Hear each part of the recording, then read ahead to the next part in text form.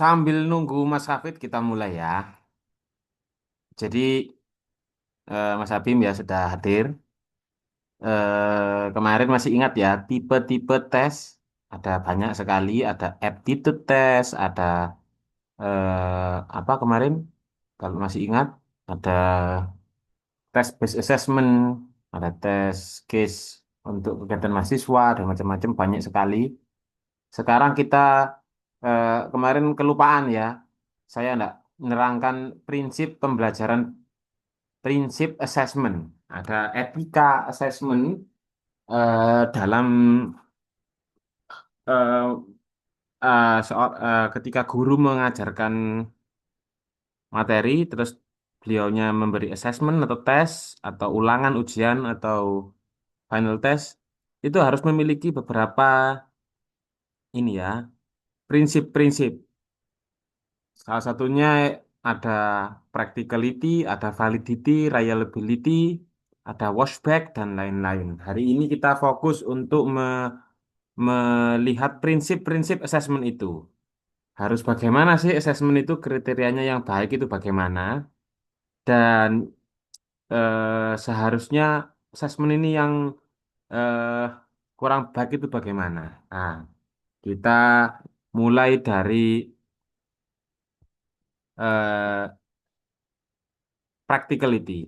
Ya, practicality. Jadi syarat pertama assessment yang baik itu adalah di sini practicality kalau menurutnya Brown. Apa itu practicality? Ya. Jadi practical ini maksudnya eh, soal yang diberikan ke siswa itu it's not excessively expensive, ya bisa tidak terlalu mahal, berarti aksesnya tidak terlalu mahal. Kalau terlalu mahal, eh loh Pak, asesmen itu apakah bayar? Iyalah, TOEFL itu kan bayar, IELTS itu kan bayar.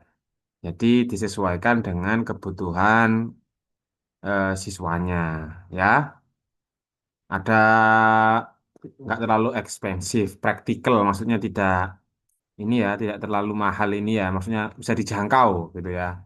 Nomor dua, stay within appropriate time constraint. Ada waktu yang eh, digunakan, misalkan 150 menit atau 60 kali 2, misalnya begitu. Kalau di SMA, SMP itu berarti kan 120 menit satu mata kuliah, satu asesmen itu dikerjakan begitu. Ada waktunya, ada constraint-nya.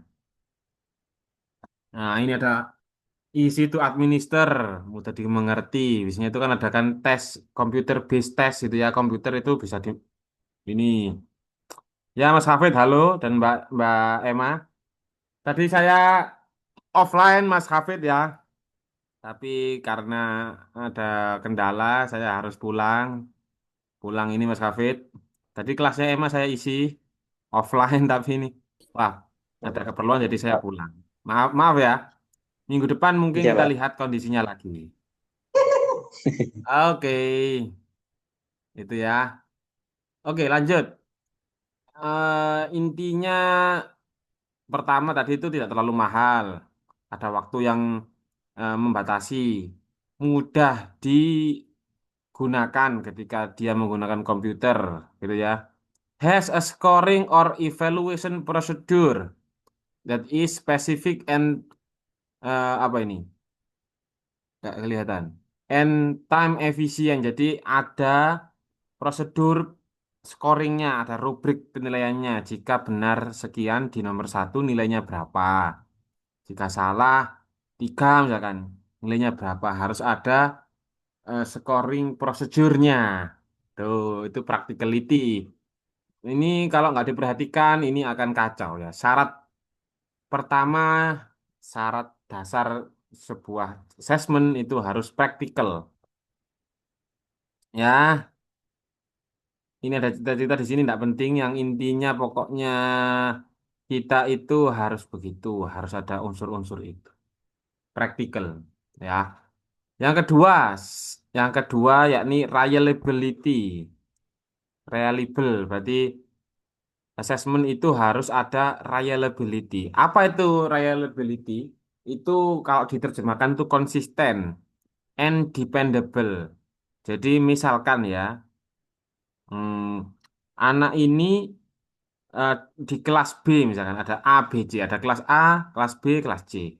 Lah, kelas B ini kelas middle kan ya, kelas yang rata-rata nilainya anak-anak itu misalkan 75 gitu misalkan. Lah, ketika mereka diuji lagi dengan bobot yang sama, tapi soal yang berbeda gitu ya. Bobotnya saja sama, tapi soalnya berbeda. Itu nilainya juga sama, 75 dengan soal yang berbeda ya, tapi bobotnya sama. Itu namanya konsisten, meskipun dia itu diubah-ubah soalnya. Misalkan, tolong ceritakan, tell me the story of Malin Kundang, gitu ya. Disuruh bercerita. Anak-anak disuruh cerita, ada introductionnya, ada kontennya, ada isinya, ada closingnya, ada penutupnya, misalkan begitu. Lah, ini nilainya anak-anak tapi 75 karena kurang banyak vocabulary, misalkan ya. Lah, ketika besoknya dites lagi, diuji lagi, gitu ya, dengan topik yang sama, dengan bobot yang sama, untuk bercerita, tapi beda, misalkan menggunakan tell me a story of golden cucumber timun mas misalkan. Anak-anak juga sama ternyata intronya sedikit, kontennya, resolusinya juga sedikit gitu. Nilainya KKM-nya 75 lah. Konsistensi ini yang namanya reliability. Diuji misalkan juga di kelas yang lain dengan level yang sama. Soalnya ini ada soal. Juga sama ternyata 75 gitu ya. Nilainya rata-ratanya. Lah ini namanya konsistensi, namanya ini berarti namanya reliable. Lah ketika diuji misalkan ya di kelas yang berbeda tapi levelnya sama, misalkan ada kelas A, B, C, D, kelas B sama C ini middle. Di B nilainya diujikan rata-rata nilainya anak-anak 75. Nah, di C ternyata nilainya anak-anak 90. Lah, ini namanya nggak konsisten pada level mereka sama. Rata mereka harusnya kan juga 75 yang C ini. Nah, berarti itu nggak konsisten, berarti nggak baik. Jadi baiknya ini ada ujinya. Buah soal itu diujikan. Kayak buat obat itu kan, buat obat, misalkan paracetamol gitu ya. Dia diujikan dari skala kecil dulu, bahkan dari hewan dulu. Hewannya ini sudah sukses. Terus yang diujikan ke skala kecil, terus sukses ke skala besar, sukses lagi, baru diproduksi untuk umum begitu. Jadi konsisten, ya stabil jadi ukur. Itu namanya reliability, reliable. Ya, di reliability ini ada beberapa macamnya, ya, ada beberapa macam. Ada yang namanya pertama, students related reliability. Nah, the most common learner related issue in reliability is caused by temporary illness. Ya, ini bad day, anxiety. Jadi ketika ternyata kamu jangan lihat ini ya, reliability ini di sini ternyata ada beberapa permasalahan. Yang pertama, mereka misalkan sakit, akhirnya apa nilainya jelek. Padahal kemarin itu nilainya 75 gara-gara sakit, nggak fokus, nilainya 60. Lah, ini fokusnya reliability-nya ini dipengaruhi oleh siswanya. Ya, karena bad day atau hari sialnya dia gitu ya, anxiety takut atau other psychological factors. Jadi atau faktor faktor psikologis kayak terlalu tegang suasana kelasnya. Jadi anak-anak itu gugup gitu ya, which may make an observed score deviate from one's true score also include in this category are jadi ketik akhirnya mempengaruhi skor mereka ketika diobservasi ya. Dia tidak menemukan, penguji juga tidak menemukan true score. Nah, ini namanya students related reliability. Nggak konsisten gara-gara kendala siswanya. Ada lagi rate reliability. Ya, jadi ada namanya human error, ada salah koreksi gitu ya, ada subjectivity, kita subjektif. Misalkan yang kita ajar itu tetangga kita, jadi kita ngasih nilainya lebih baik gitu karena tetangga atau saudara begitu ya. And bias may enter into the scoring process. Ya, bias ini berarti ya kita nggak subjektif. Nah, kita itu kurang objektif begitu ya, karena ada bias-bias tertentu. Misalkan dia anaknya baik, anaknya rajin, akhirnya kita nggak tega begitu ya. Nah, ini namanya rater reliability. Lah, kalau inter-rater reliability ya apa itu? Nah, ini occurs when two or more scores yield inconsistent score of the same test. Jadi terjadi ketika ada dua atau lebih skor yang tidak konsisten of the same, padahal itu misalkan ya TOEFL kita tes TOEFL tahun 2025 bulan Oktober. Bulan September kita tes lagi, ya nggak ada treatment apa-apa, tidak ada les, kita nggak pernah les, nggak pernah belajar bahasa Inggris. Tes TOEFL Oktober nilainya 500. Lah, ketika kita tes lagi Desember, nilainya malah turun 305, apa 450. Lah, inkonsistensi ini namanya inter-rater reliability. Ya, mungkin ini ya ada beberapa hal yang memang tidak bisa kita lacak. Eh, Masalahnya kenapa? Nah, rate rate ini biasanya itu kan human error kan ya. Kalau rate reliability ini kan human error, subjektif dan bias. Tapi kalau interreliability itu ketika tidak ada faktor yang mempengaruhi. Nah, tapi mereka memiliki skor yang tidak konsisten. Nah, ini di sini namanya inter-rater reliability. Ada yang intra-rater reliability. Ya, tadi kan inter. Jadi kalau inter itu di dalam, kalau intra itu apa? Is a common occurrence for classroom teachers because of unclear scoring criteria. Ya, jadi itu tidak scoring kriteria skornya itu tidak konsisten, tidak stabil. Jadi itu faktor eksternal dari gurunya di sini ya, dari subjektivitas gurunya yang kurang baik dalam memberikan skor. Ya, di sini tadi itu tipe-tipe ini ya, tipe-tipe konsistensi sebuah soal itu ada banyak faktornya. Yang pertama students, karena dia mungkin sakit. Terus rater reliability, itu ada human error yang membuat soal atau gurunya itu ini kurang baik membuat soalnya dan scoring rubriknya kurang baik. Nah, yang ketiga, test administration reliability. Jadi unreliability, tidak konsistensinya ini bisa terjadi gara-gara tes administration reliability. Apa itu tes administration? Jadi ketika eh, ada yang ini, re, ada tes yang berbeda itu gara-gara apa? Once I want ini contohnya ya, dia bercerita penulis ini. Witness the administration of test oral comprehension in which a tape recorder played item for comprehension. Nah, jadi di sini eh, penulis itu pernah mengalami ternyata administrasinya itu nggak baik, seperti recorder listeningnya kurang terdengar dengan baik. Ini namanya administration reliability. Ya, ini kita jelaskan aja. Yang nomor tiga. Sekarang yang nomor empat. Terakhir ya ini ya. Test reliability. Kita baca aja. Sometimes the nature of the test itself can cause measurement error. If a test is too long, test taker may become fatigued by the time. Nah, jadi ternyata permasalahannya itu di soalnya sendiri, di tesnya itu sendiri. Kadang-kadang itu teksnya terlalu panjang, jadi mereka pusing dalam menyimpulkan sebuah kalimat atau paragraf. Nah, ini bisa jadi permasalahannya di tes soalnya sendiri.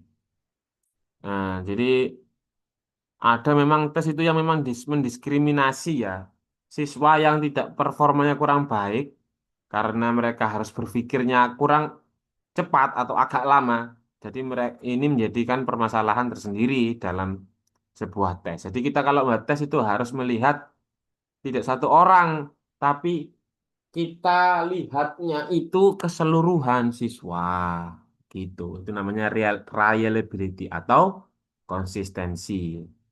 Itu unsur yang kedua ya. Yang pertama tadi itu practicality, yang kedua itu reliability. Yang ketiga, validity. Validity ini apaan, Pak? Ya, kita baca ya. Hmm. The most complex criterions for an effective test itu salah satunya itu validity. Validity itu apa? The extent to which inference made from assessment result are appropriate, meaningful, and useful in terms of the purpose of the assessment. Ngerti ini? Jadi eh, sebuah soal itu dikatakan itu valid, benar, itu kalau asesmennya itu eh, baik, memiliki makna. Terus gini, jadi enaknya gini aja. Saya sederhananya bagaimana ya? Eh, Valid itu ketika soal kita itu paling cepat itu ya. Oh ini valid ini. Artinya valid itu benar, baik gitu ya. Artinya valid itu isinya itu kontennya itu bagus gitu ya. Caranya bagaimana untuk mengukur validitas ini? Mudah. Kalau Pak Il sendiri untuk agar biar soal saya itu valid, saya berikan soal ini itu ke ahli. Misalkan saya ngajar pendidikan, siapa ya yang ahli pendidikan? Misalkan di FKIP itu yang ahli pendidikan, misalkan Pak Irfan, misalkan ya. Lah, agar soal saya itu valid, biar Pak Irfan mengkoreksi soal ini itu nilainya berapa. Kalau nilainya 90, soalnya itu dikoreksi ya. Karena memuat unsur-unsur tes yang baik, akhirnya ya kita ini layak atau valid gitu ya. Kalau nilainya 50, 60, wah ini nggak valid. Perlu ada perubahan ulang karena kurang valid. Valid itu ya ini tadi itu yang saya blok ini. Appropriate, meaningful, and useful. Itu menurutnya Gronlund ini. Dicontohkan di sini. A valid test of reading ability actually measure reading ability. Not 20 or 20 vision, nor previous knowledge in subject. Nah, ini penting sekali. Contohnya soal ini valid itu bagaimana? Ketika kita memberi soal tes reading, gitu ya. Soal tes reading ini harusnya itu bukan mengukur pengalaman, pengetahuan kita masa lalu. Misalkan kita ada soal tes ini apa mobil amfibi. Kita kan sama-sama nggak tahu kan. Nah, jadi untuk membuat soal itu lihat itunya. Jadi kalau ada unsur kita itu experience, knowledge, yang masa lalu, itu jadi tesnya itu kurang valid atau kurang bagus. Gitu ya. Jadi dari nol gitu loh kalau kita lihat itu soalnya itu. Itu kalau reading. Kalau writing ability, one might ask students to write as many words as they can in 15 minutes.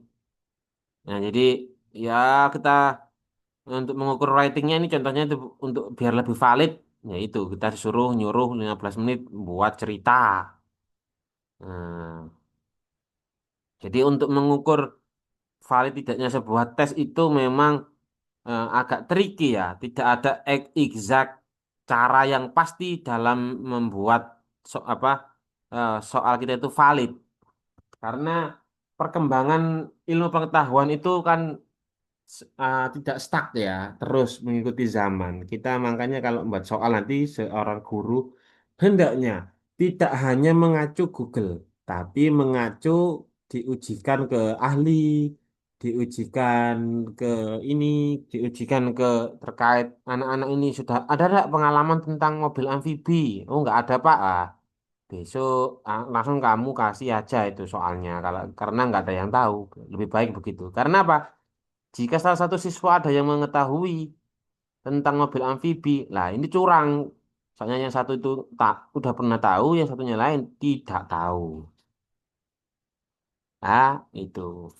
Tapi kalau masuk ke SPSS, kedua reliability and validity itu pasti ada. Nanti itu ketika kamu itu PPL, KKN, atau ujian skripsi yang menggunakan kuantitatif, metodologinya kuantitatif atau berhubungan dengan angka, yang diteskan gitu nanti ada angka-angkanya lah. Itu butuh sekali tes validity and reliability. Nanti di akhir skripsi, insya Allah kalau ada waktu, saya ajari caranya caranya menganalisis reliabilitas sama validitas ini menggunakan SPSS. Gitu ya. Oke, lanjut. Setelah validity, di sini ada tipe-tipe evidence dalam validitas. Yang pertama, content related evidence. Apa itu content related evidence? Nah, kita baca aja ya. Saya kok lupa yang ini.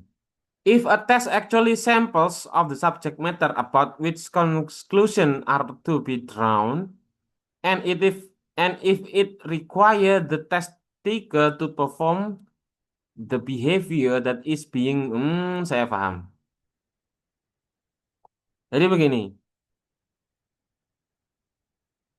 eh, pertama, tipe-tipe evidence yang menyebabkan soal apa tes kita itu, assessment kita itu valid atau benar, itu ada 5. Yang pertama itu content related evidence. Jadi caranya mengetahui di sini eh, di sini apa ya? Jelaskannya ya. Saya coba sih yang lain sih. You can usually identify content related evidence observe. You can define the apa sih ini?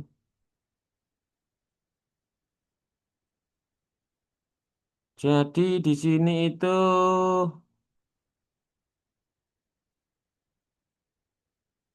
content validity. You can usually identify content. Mm-mm. Misalkan di sini ya, kamu ingin a test of tennis competency that asks someone to run 100 yard dash obviously lack of content validity. If you are trying to assess person's ability to speak a second language in conversating, asking the learner to answer paper and pencil. Oh, paham saya. Ya, ya, ya, ya, ya. Jadi konten itu artinya kan isi ya. Jadi untuk melihat apakah soal ini valid tidaknya itu pertama lihat konten related evidence. Berarti kontennya itu yang dijadikan patokan. Misalkan kita buat soal untuk mengukur speakingnya anak-anak. Tapi soalnya itu di sini dicontohkan eh,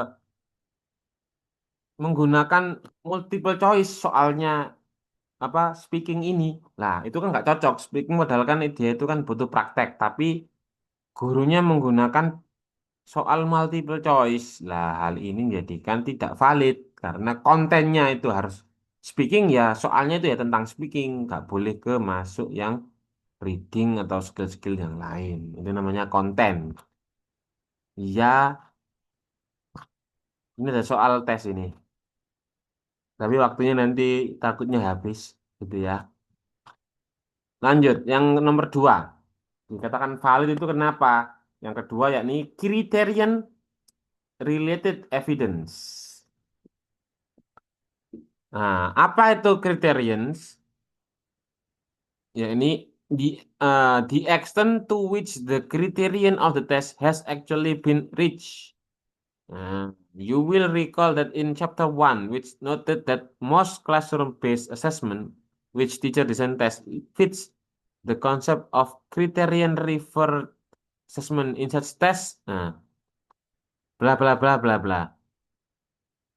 Jadi ini apa ya ini kriteria ada kriterianya. Jadi untuk hmm, kalau di sini tuh for example, nah ini contohnya di sini.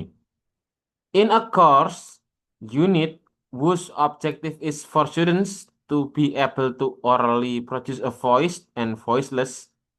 Ya, ada soal disuruh eh, siswanya disuruh untuk mampu secara oral, maksudnya itu secara lisan gitu ya, untuk melafalkan voice kata-kata yang anu ya, voice and voiceless yang tidak ada apa ininya, voiceless stop. Jadi tidak ada apanya istilah voicelessnya in phonetic environments. The result of one teacher's unit test might be compared with the independent assessment. Possibly commercially produced a test in a textbook of the same phonetic proficiency. Jadi begini, eh, kriterianya untuk mengassessment sebuah vocabulary itu atau sebuah misalkan budanya begini. Kamu tesnya itu di sini itu dicontohkan itu membuat disuruh melafalkan voice sama voiceless ya. Nah, tetapi hasilnya one result of one teacher's unit test might be compared with independent assessment. Antaranya tes unit yang dilakukan oleh guru juga dilakukan eh, di independent assessment. Nah, possibly commercially produce a test in a textbook of the same phonemic proficiency. Nah, jadi intinya itu ketika kamu oral gitu ya, tapi hasilnya itu akan karena ada kriterianya ya. Jadi misalkan begini ya, hmm, reading misalkan reading kita atau ya reading aja. Tambah soal reading. Reading ini bacaan kita itu benar jika pertama ada kriteria-kriterianya. Yang pertama misalkan ada unsur-unsur mekanik, jadi ada unsur organizationnya reading itu, gitu ya. Ada introduction, ada body, ada conclusion misalkan begitu. Itu kriteria pertama. Kriteria kedua, grammarnya harus bagus. Kriteria ketiga, ada artikel yang bagus, ada full stop. Kalau nama itu di huruf kapital awalnya, nama tempat juga di kapital. Nah, ini kriteria-kriteria ini yang menjadi eh, valid tidaknya sebuah tes atau soal asesmen dalam bahasa. Itu namanya kriteria. Lanjut, construct construct related evidence. Apa itu construct related evidence? Nah, jenis ketiga ini, third kind of evidence that can support validity, but one that does not play as a large role. Jadi ini penting tapi tidak menjadi kadang-kadang itu tidak menjadi perhatian oleh seorang guru. Apa itu? Construct related validity is any theory, hypothesis, or models that attempts to explain observed phenomena in our universe of perception. Construct may or may not be directly empirical measure. The verification often require the initial data. Proficiency and cognitive competence are linguistic construct self-esteem. Oh, contohnya ini. Self-esteem, motivation, ini contoh-contoh dari construct related evidence. Jadi, ada beberapa teori ya yang menyebabkan anak itu semangat dalam belajar bahasa Inggris. Salah satunya itu misalkan di sini dijelaskan self-esteem. Dia kemampuan berbahasa Inggrisnya itu dari diri sendiri, self-esteem. Dia ada semangat tersendiri ketika belajar bahasa Inggris. Oleh karena itu, eh, kita secara psikologi ini memang tidak berhubungan langsung dengan pendidikan, tapi ini sangat penting dalam hal apa evidence. Karena faktor eksternal itu kayak self esteem, terus motivation, engagement Ada keterkaitan dengan soal dengan apa siswa dengan gurunya itu kan psikologi ya. Nah, kalau semuanya itu baik, misalkan hubungan guru dan murid itu baik, tentunya ini berpengaruh juga dalam valid tidaknya sebuah assessment gitu ya. Self esteem. Itu namanya construct related evidence. Jadi ini tidak termasuk faktor internal, tapi faktor eksternal yang bisa berupa psikologi, bisa berupa motivation, engagement, self esteem dan lain-lain. Begitu. Ini namanya construct related evidence. Ini biasanya itu contoh ya, teman-teman ya. Kalau Mas Abim dan Mas Kafid mau lihat, ini contoh. Nah, soal TOEFL gitu dan lain-lain. Selanjutnya, consequential validity. Apa itu consequential validity? Itu yang keempat ya, agar sebuah soal ini dikatakan valid itu ada namanya consequential validity. Jadi ini nomor empat ya. Apa itu ya? Saya bacakan. As well as the above three widely accepted forms of evidence that may be introduced to support the validity of an instrument, two other categories may be some interest and utility into your own quest for validating classroom tests. Ini ahli ini apa membarisbawahi the potential importance of the consequences of using an assessment. Nah, ada konsekuensi yang dilakukan dalam assessment. Consequential validity encompasses all of the consequences of the test, including such consideration and its accuracy to measuring intended criteria. Ini mempengaruhi the preparation of test taker, its effect of the learner, and the intended and unintended social consequence of test is interpretation and use. Jadi intinya konsekuensinya itu artinya berarti jika kita tidak melakukan ini ya, jika tidak melakukan soal TOEFL, kamu tidak akan lulus. Lah, oleh karena itu independensi di sini, maksudnya konsistensi di sini di dalam validitas yang berupa konsekuensi, namanya konsekuensional ya. Di sini itu terkait cause and effect.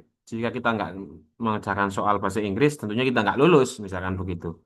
Itu namanya consequential validity. Dia dikatakan valid jika dia itu ada namanya konsekuensi yang dia harus mengerti. Kalau nggak mengerti ya tidak valid. Gitu. Lanjut, face validity.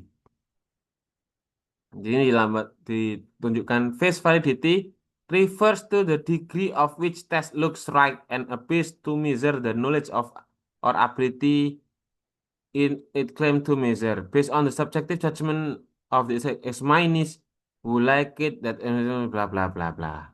Nah, intinya face validity ini di sini eh, gimana ya? Jelaskannya ya, face validity ini ya. Hmm,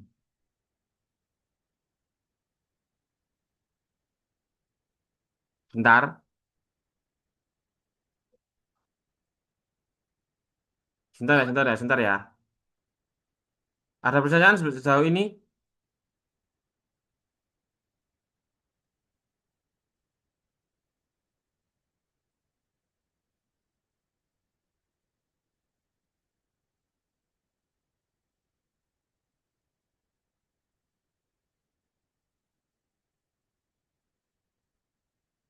Jadi intinya begini loh. Jika sebuah tes diklaim, klaimnya itu mengukur kemampuan bahasa Inggris misalkan, berarti empat skill, mengukur empat skill.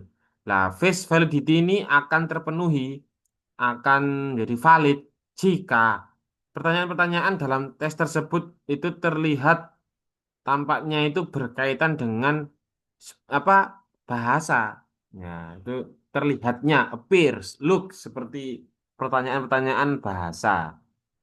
Nah, ya, jadi Jangan sampai pertanyaan-pertanyaannya ini bentuknya tuh kayak rumus begitu. Nah, ini namanya face validity. Lanjut. Nah, itu kriterianya terlihat bahasa Inggris itu seperti apa? Ada well constructed, ada test, doable, itemnya itu clear dan lain-lain. Ini halaman 27. Terakhir, namanya authenticity. Autentik ini berarti ini ya, tidak palsu, tidak tidak copy paste. Ya, kita murni dari buat sendiri. Autentik, nggak ada yang lain. Itu namanya authenticity. Authenticity. Oke, waktunya kayaknya habis 40 menit. Mau lanjut apa terus apa lanjutkan minggu depan? Silakan. Ada yang tanya? Ini ada yang tanya ini. Oh ya, ini kemana ada proficiency test, placement test gitu ya. Ada lagi. Waktunya habis, Rek. Next week kata terus.